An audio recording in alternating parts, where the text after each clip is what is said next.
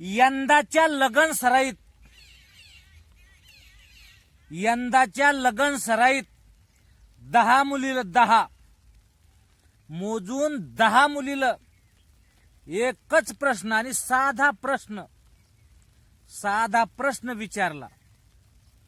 10 मुलीला आलटून पालटून काही दिवसाचं अंतर ठेवून गावात लग्न असलं की मुलीला विचारायचं.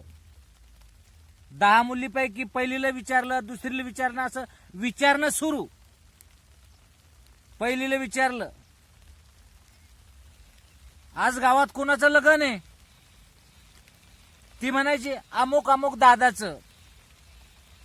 अजून दुसऱ्या वेळेस कोणाचं 8 दिवसानं 4 दिवसानं कोणाचं लग्न असलं की तिला विचारायचं आज कोणाचं लग्न आहे?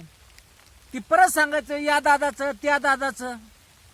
9 मुलीला विचारलं, 9 मुलीनं पण सांगितलं कधी या दादाचं कधी त्या दादाचं.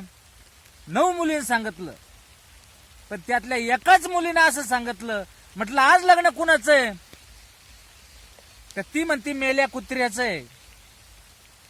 मी असा विचार करतोय 9 मुलीनं एक उत्तर दिलंय, पण हे एकटीनंच एक उत्तर अलग का दिलंय?